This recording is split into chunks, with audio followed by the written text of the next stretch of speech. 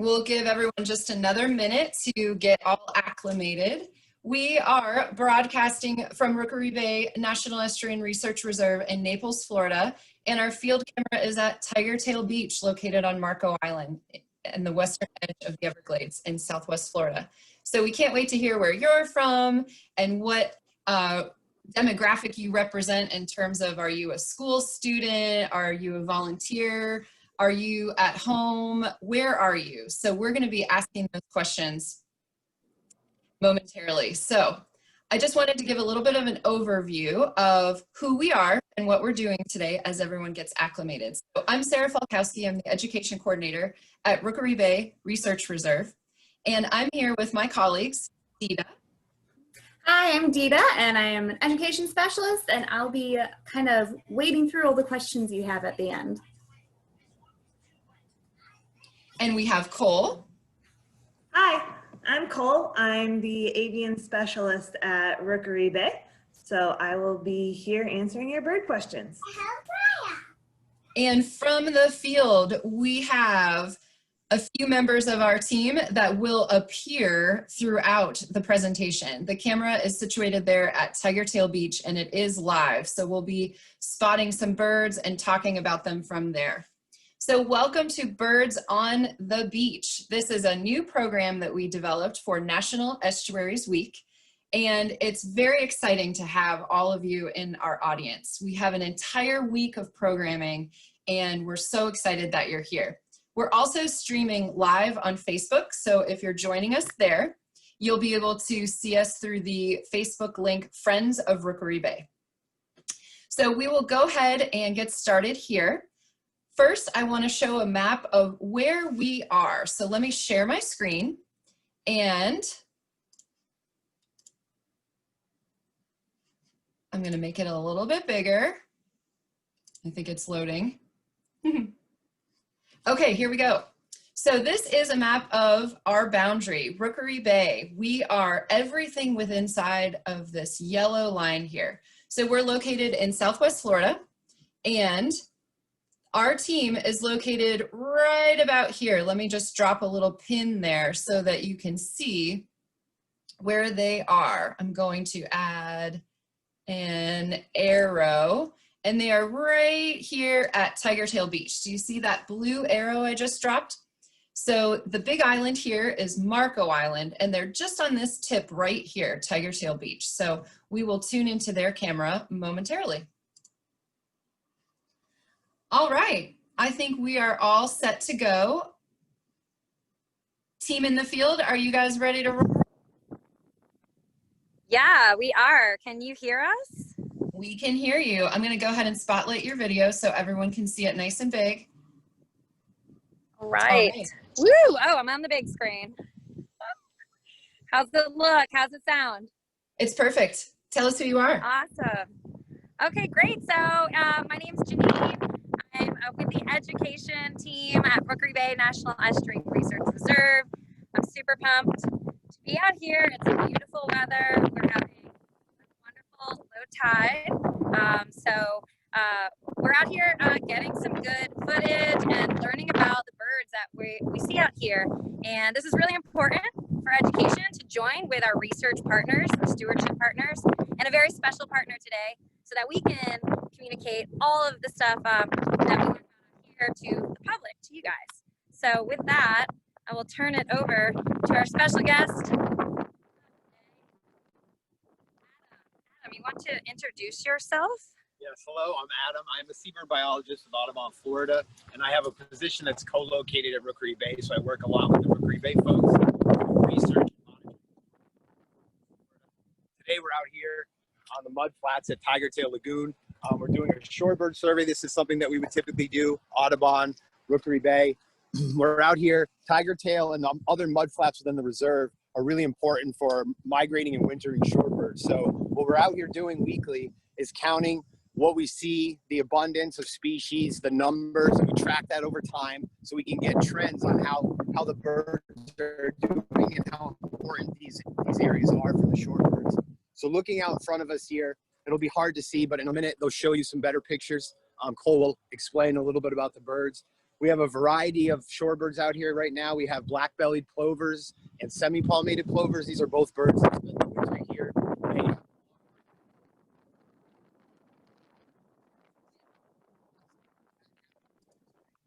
I think we've lost your sound from the beach. Oh, is it the wind? Nope, we can hear you now. It's good. Okay, all right. No, sorry about that. It is a little windy. We're kind of tucked away in the mangroves, very important. Yeah. So what are we gonna do today, Adam? How's it gonna go? So what we're doing out here is counting the birds that are on the list. We do that to find species abundance and variety and the different birds that are out here, and it helps us to track these birds and track them on. We can't hear you, Adam. Nice. Okay, Janine, sorry. can you How about repeat now? that closer It's to the next to microphone? the We're wind. trying not to get too close to each other. So what we're doing out here today is we're doing a little shorebird survey. We do these surveys to track birds over time so we can get trend lines as to how the populations are doing and how they're exploiting these different resources for winter. They spend the winter here in Southwest Florida. We have several species of plovers on the flat here right now, piping plovers, semi-palmated plovers, and black-bellied plovers. We also have short-billed dowitchers. Nice. So I think what we'll do, guys, is since we had this scope set up, right? Yeah, What do you use this for? We use this to get a better look at the birds. We need a closer look a lot of the time so we can see if the birds have leg bands, which is another thing we're doing out here. We're tracking banded birds so we can keep track of individuals over time, which is really helpful for our research and other people's research as well. And we wanted to show you guys that view, but unfortunately our adapter wasn't working this morning. You know how it is, technical glitch. So what we're gonna do is Adam's gonna look through the scope. We got a little wind gust here again. I'm gonna get low. Adam's gonna look through the scope, and whatever he identifies and does his count, we'll have Cole and Dita and Sarah on the back end showing you like a really nice picture. Does that sound good? Sounds great, Janine. Take it away. Did I? Awesome. Okay, let's see what our first bird we might find.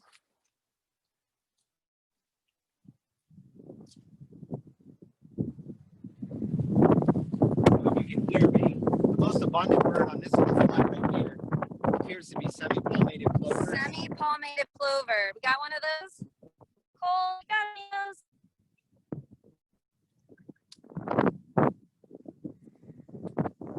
those? Semi-palmated plover. That sounds like a pencil. And ruddy turnstones.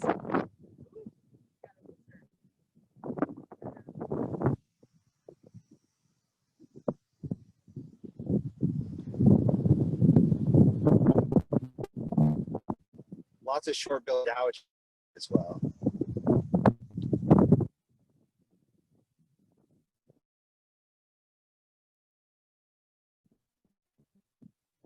Nice. Okay, so showed us a picture of that.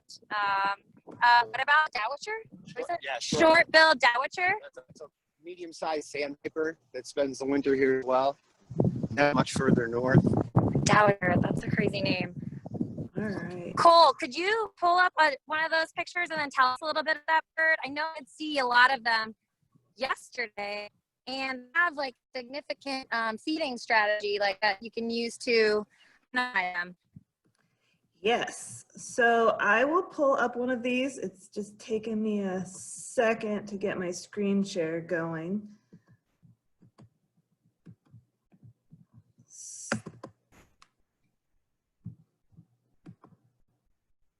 Okay.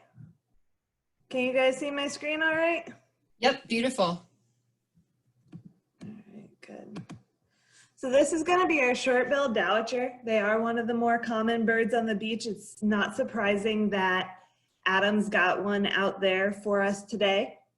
These guys kind of walk along in the water and they stick their heads in, and they can stick their head all the way under the mud looking for little insects and invertebrates that they're eating. And we call it a sewing machine, where it goes down and then comes back up and then goes back down really quick, like a sewing machine does.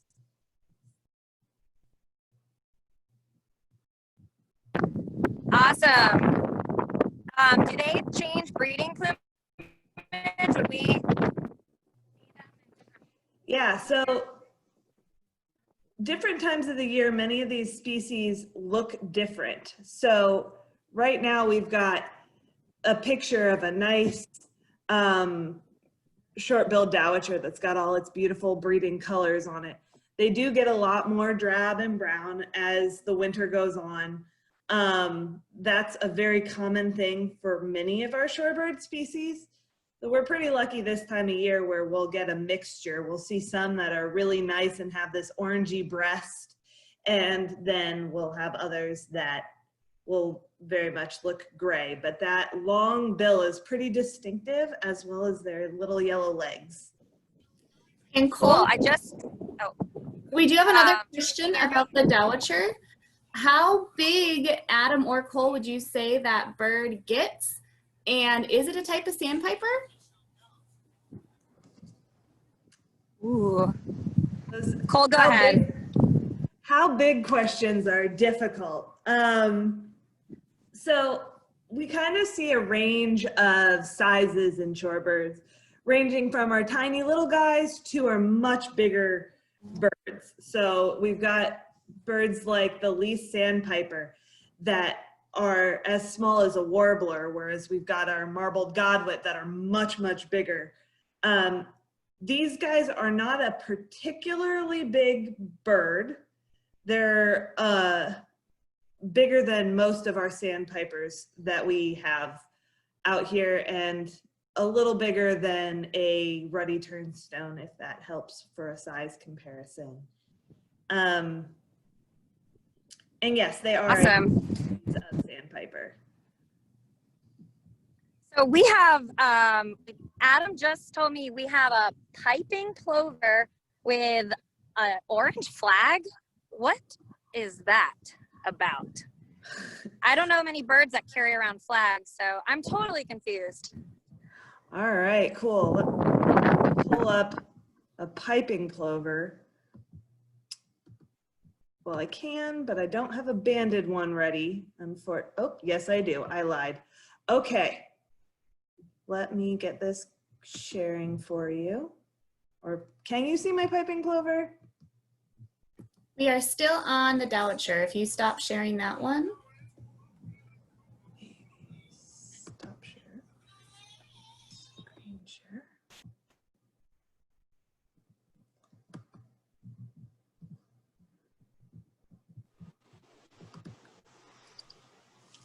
That's the fun We part have to about ask this for live it. presentation. We never know what you're going to see in the field, so it just takes us a second to find the file, alphabetical of course, and share through technology. So thank you for joining us virtually. We're all working from our home offices, and the world's a little bit upside down, but we're glad that we can have people near and far joining us. So thank you.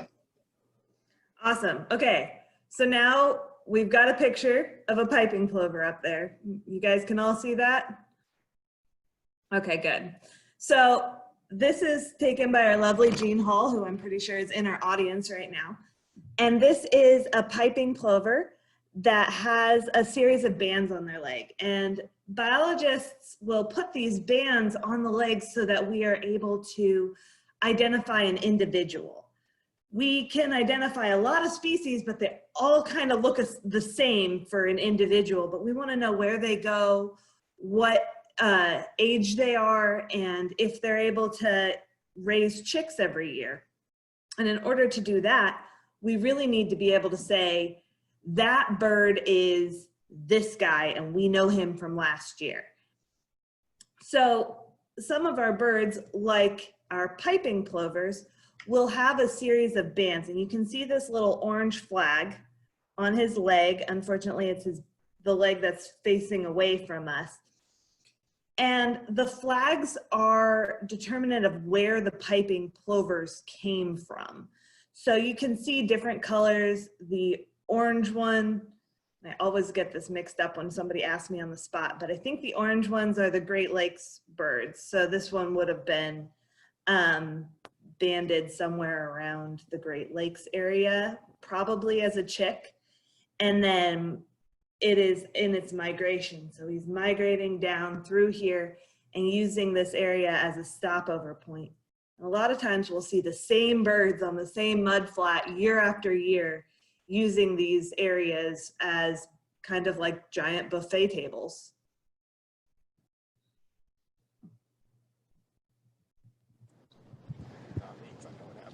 Awesome. Very cool.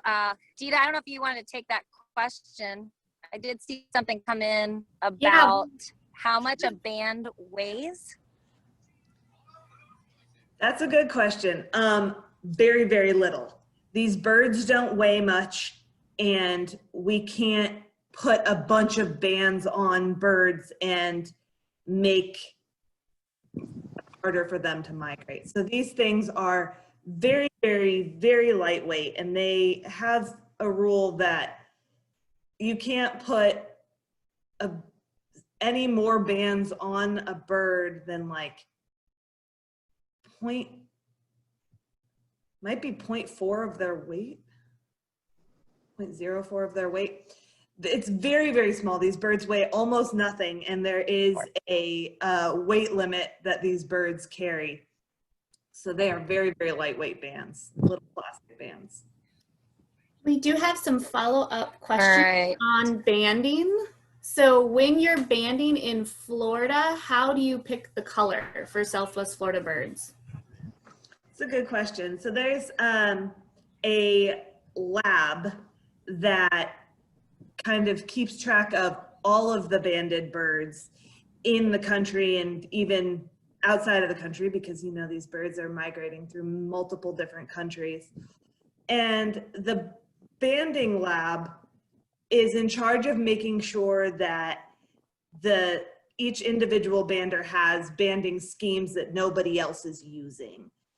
So you've got to keep track of the colors you're allowed to use, the patterns you're allowed to use, and things like those flags that have an individual color for a region. Those are to help an individual bander now only has to keep track of making sure he's got an orange flag on every piping plover that he does, and then gets to kind of mix and match the rest of the bands. Thank you so much, Cole. And we actually have you guys are very interested in banding. We can add to that. We can add to that, Dita. Yeah, please do, because I think you're probably going to answer this next question. So the colors red knots and birds that are multi-hemispheric migrators. There's a Pan-American shorebird banding call. So different countries have different colors. So for red knots, for instance, North America has green. Argentina, which is another common place where they're banded, has orange. Brazil has blue. It has red. So it's something like that. So we see one of those birds. If we don't get the code, we just see the color. We know the country of origin was for that bird. So that helps us keep everything.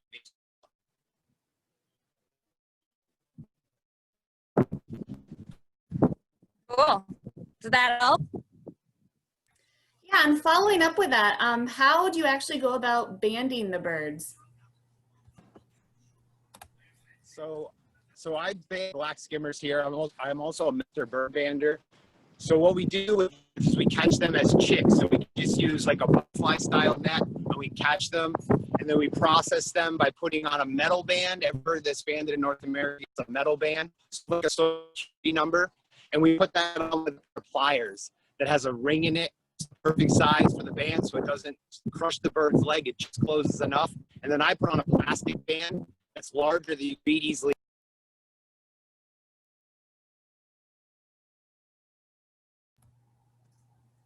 I think we're having technical difficulty with our camera at the beach. It looks like it just dropped. So we'll go ahead and, oh, looks like they're reconnecting. I'll get them back on, and we'll show another image in the meantime. Great.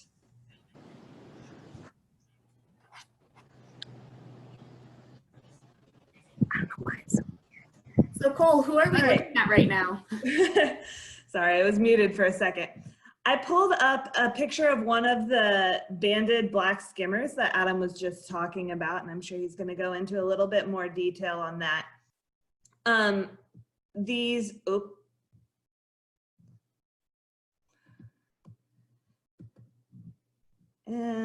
back to technical issues. These birds that we are banding in Florida have a green band on them, and it allows us to know that these are our local birds. And it can even tell us, yes, this bird was banded here as a chick, like Adam was saying, but now it's raising its own chicks. So this is a black skimmer chick here. This was out on Second Chance Critical Wildlife Area, which is down here in Rookery Bay. It has this really, really nice shell hash and often has large colonies of least terns and skimmers on it. And it's nice to see that some of our banded black skimmers that were banded on Marco Island are now nesting on Second Chance Critical Wildlife Area.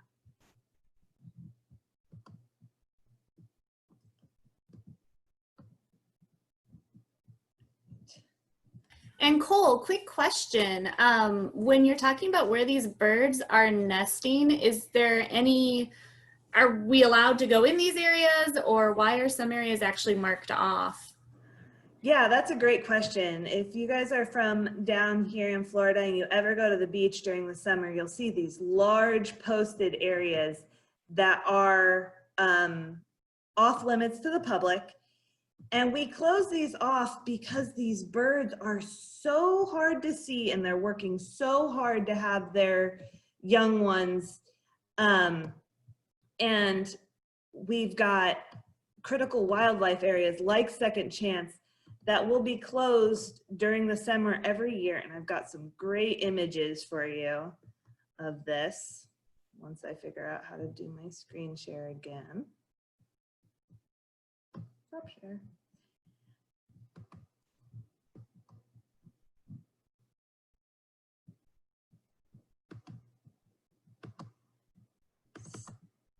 This is one of my favorite photos from our Second Chance Critical Wildlife Area. It's not letting me download it, so I'm going to show it to you a little funky here.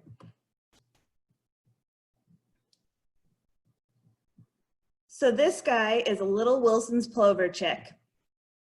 And you can see here just how hard it is to see these guys when they're tiny chicks, especially on these islands that are covered in shell hash.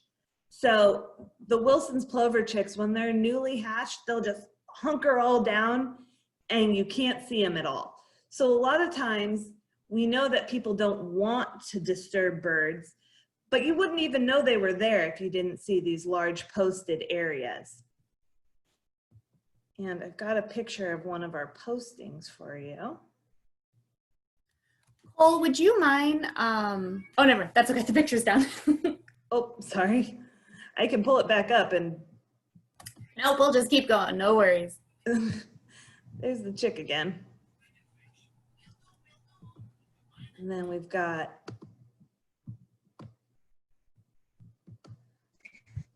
large signs like this that you'll see on some of the shoreline areas for our critical wildlife areas. And we actually have multiple critical wildlife areas within Rookery Bay managed land. So we've got the Second Chance, which is this beautiful shell island. Everyone really loves it. But during the summer, it is incredibly important to our colonial nesting seabirds and some of our shorebirds out there. So we have to put up big signs to close it. And we also have critical wildlife areas that are designated specifically for our wading birds.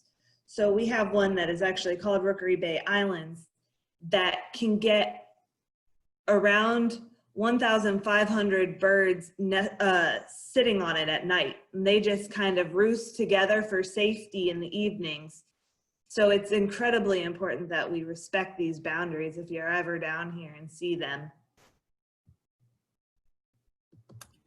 How many birds would you say, so you mentioned how many birds roost at Second Chance. How many would you say you see in the flocks at Tigertail? That's more of an Adam question. I think he is back on, although he's muted. Yeah, we can answer. So I would say, depending on the flight cycle, anywhere between 1,000 to 3,000 birds typically out on Tigertail Beach feeding on the mudflats. You guys get that? That was 1,000 to 3,000? Yes, yes. We want to mention a couple more birds that are trying to distinguish. We saw some snowy egrets, and we also have some little blue herons. So if Cole could maybe pull up our little blue snowy egret and maybe elaborate on why we might be confused sometimes on seeing one or the other. Yes. And while she's doing that, I wanted to ask Adam, because he's right here, you know, I'm gonna zoom down onto this mud because what are all these birds doing in this mud? Like, why are they here? This doesn't look like it's full of any life, but there must be a reason. Yeah, this mudflat is so important because it's full of invertebrates. Typically, small worms, small clams, red knots, really coquina clams, any vertebrate in the sand or small crab. These birds are feeding all winter long. So when it just looks like a mudflat, there's life and a handful of mud out here.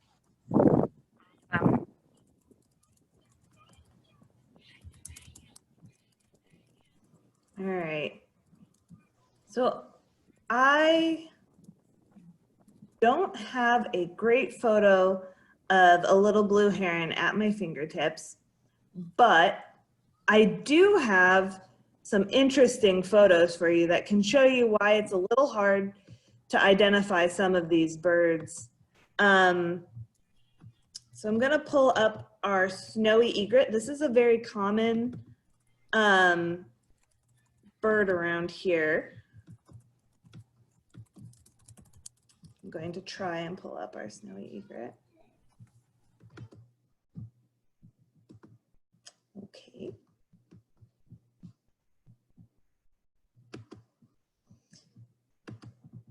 Not letting me do the pretty downloads the way I want to.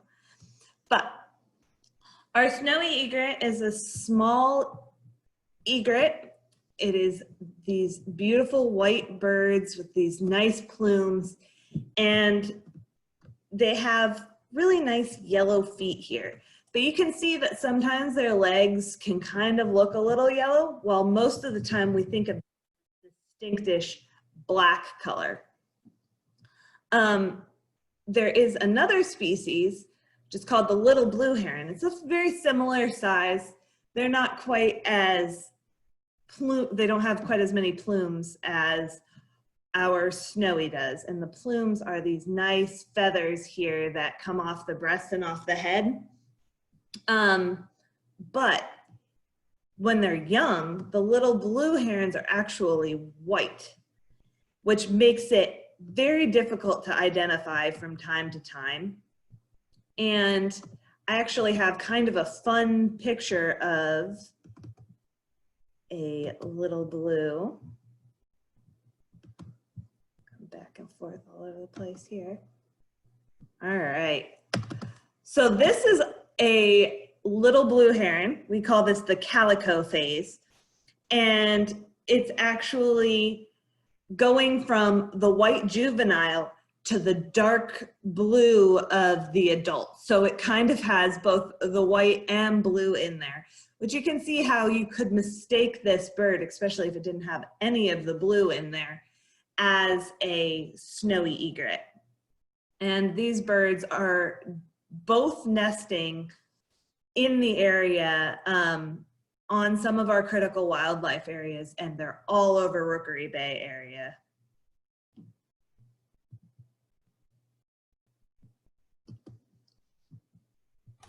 All right, we do have some good questions as well. For the dowitcher, why is it called a short-billed dowitcher when it seems to have a really long bill? Great question. There are both. There is a short-billed dowitcher and there's a long-billed dowitcher. And they can be really, really hard to tell apart, especially when they're not standing side by side. If we had an ideal world, they would always be standing right next to each other. But they aren't. The long-billed dowitcher is just a little bit longer and a little bit bulkier than our short-billed dowitcher. And the short-billed dowitchers tend to be more of a coastal bird, whereas long-billed dowitchers tend to be more inland. And so when we're on these birds of the beach, most of the dowitchers we're going to see down here are short-bills.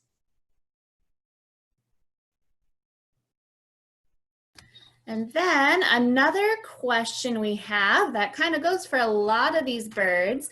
Why do birds change color in the winter, these shorebirds in particular? It's a good question. There's different reasons. A lot of it is breeding related. So it's actually like their winter plumage is kind of their normal plumage. And then during the summer, they put on these great big shows. So some of them will put on their breeding plumage that will help attract other shorebirds so that they can find a mate. But also a lot of times their breeding plumage is, they need a different camouflage for where they're breeding than they do for where they're wintering. They're breeding on these Arctic tundras that are a lot more brown a lot of times than your beaches down here are. And then Adam, do you have a favorite shorebird that comes down here or a favorite example of that change in breeding plumage? Let's see. I would say my favorite is the piping plover. I like piping plovers. That's kind of where I got my start doing bird work 20 years ago, was with piping plovers in Massachusetts. So I would say that's my favorite. That's my favorite bird. It does change. The bill from orange and black to just black, loses its black netting, and just kind of looks like a light brown bird, pretty drab in the winter. Drab. Awesome. So we do have another banding question, Adam. Is there a particular website an individual could go to if they want to see a database on what the different colors mean as far as what countries the birds are coming from? You can use all sorts of banding information. Bird Banding Lab, it's part of the USGS site, and there's lots of sources on banding in the United States and abroad on that website. You can go to just Google the Bird Banding Lab, and it's a very good resource for banding and reporting bands if you see one out here and everything like that. Okay, awesome. So that was go to the USGS website or the Bird Banding Lab would be two good websites to check out. Google the Bird Banding Lab. Yeah, the Bird Banding Lab will get you there. If you Google that, put it in your browser, that'll get you. Perfect. And then Cole, we have another one about the nesting shorebirds. Are dogs really a problem for them? Yeah, they are a huge problem for these nesting shorebirds.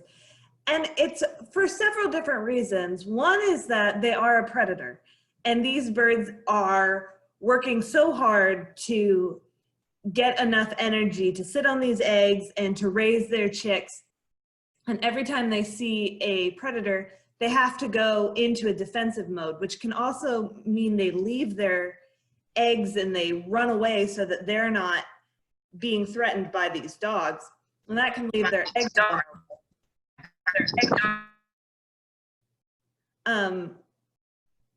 but it's also, these dogs definitely will chase shorebirds, and a lot of times their owners don't even know the birds are there.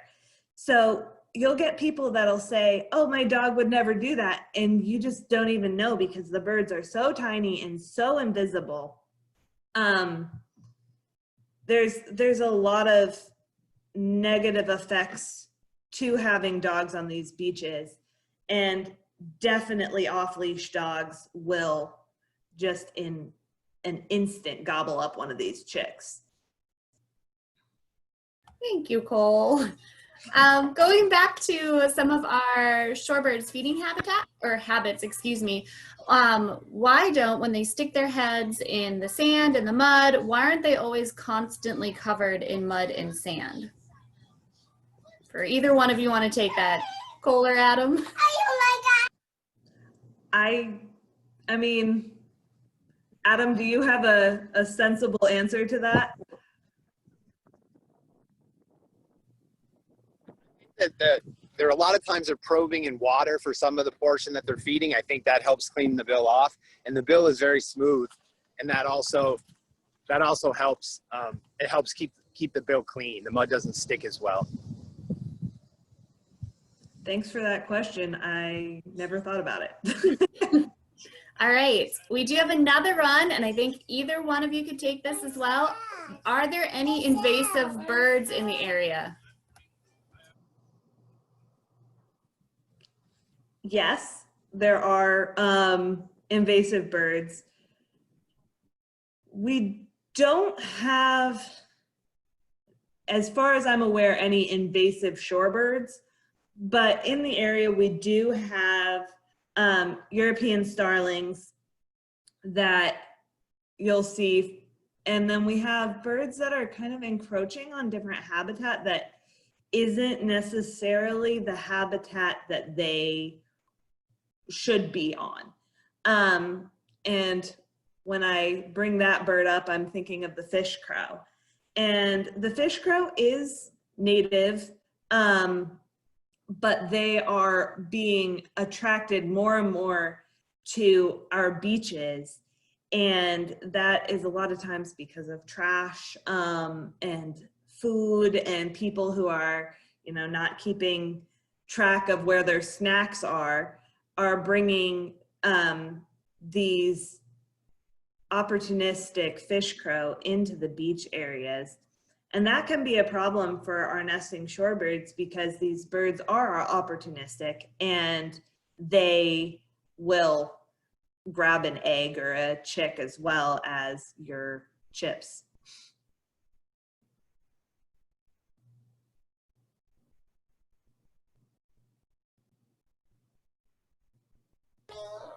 Adam, do any of the shorebirds ever compete for food resources, or do they ever fight with each other?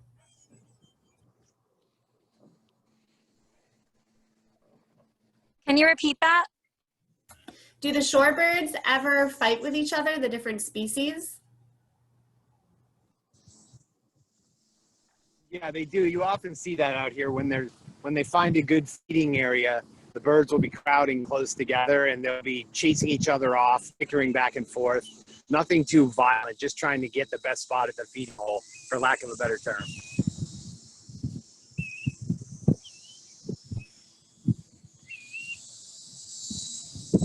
And then the last one, I apologize. I am going to say this research reserve refuge the wrong way, but we do have a question if we are connected with the Patuxent Research Refuge. It's Patuxent. Are you familiar with that one?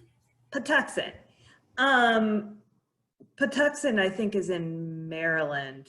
And Patuxent does a lot of the bird banding lab stuff is based out of Patuxent. Adam, do you know more about that? Patuxent? So yeah, Patuxent, Maryland is where the bird banding lab office is. So all the bird banding lab employees work out of that office. So all the permitting for all the seabird and shorebird banding and all the bird banding in the United States runs through that lab, and they're kind of the holder of the data. So every year I have to send my banding data into the banding lab, and they keep a giant database of all the banded birds in the United States. Wow.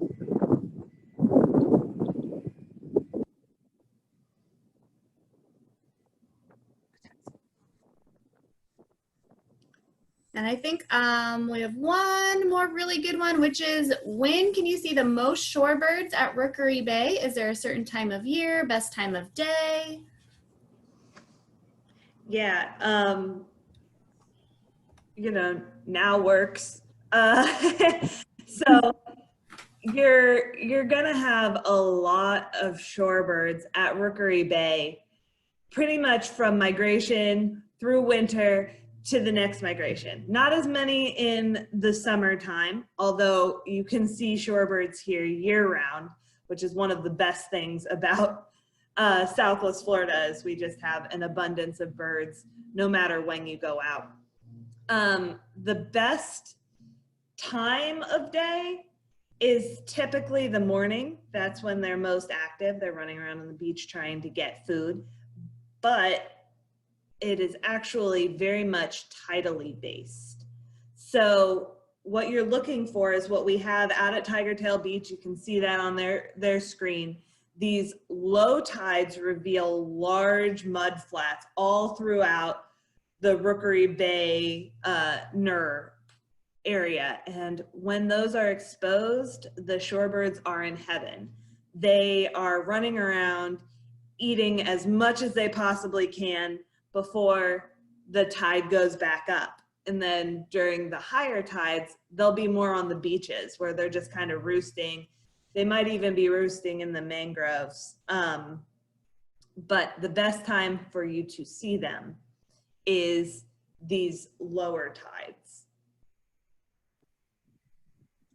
Cole, we have that, I think it was a greater yellow legs. We have it back again. Oh, awesome. Yesterday we had a beautiful greater yellow legs running around. Let's see if I can pull up a picture of that. We couldn't be out this far talking to everybody because the wind is so much stronger. We have to stay near the main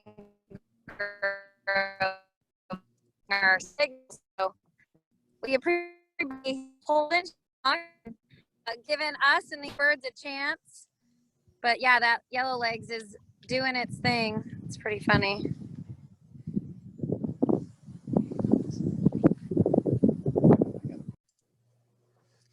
Well, I want to take the opportunity to thank everyone for attending our program today. We're just wrapping up on our time. And so I'm going to enter into the chat box the link to find the rest of our featured programs this week.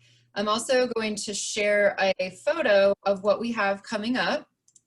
Now, I know the font is kind of small on this, so bear with me. But today was our bird day. Tomorrow, we hope you'll join us for Turtles of the Sea. That's our live virtual EDscursion. That's going to take place at 9 a.m. on Tuesday. On Wednesday, we are talking about invasive species, pythons to peppers, and that's also at 9 a.m. on Wednesday. Thursday, we're going out on the boat to catch some fish. That's at 9:45. Friday, we are taking the morning off to prepare for our Meet the Filmmakers of Rookery Bay's Mangrove Coast presentation at 1 p.m., followed by Estuary Trivia on Friday night. So we hope you will all join us for other events this week and beyond.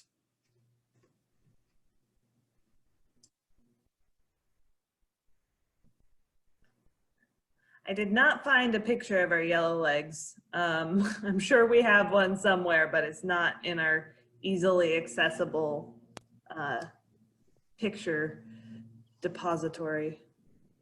Had a nice reddish egret fly by. And this guy's getting pretty close. All right. One question, Sarah, will this be recorded on YouTube or found on our website? But if someone wanted to see this at a later time? Yes, it will. The same link that I put in the chat box, you can go there and the recordings will be posted later today or by the end of the week for all of the programs. Yes, thank you for asking. All right, we're going to sign out from the field.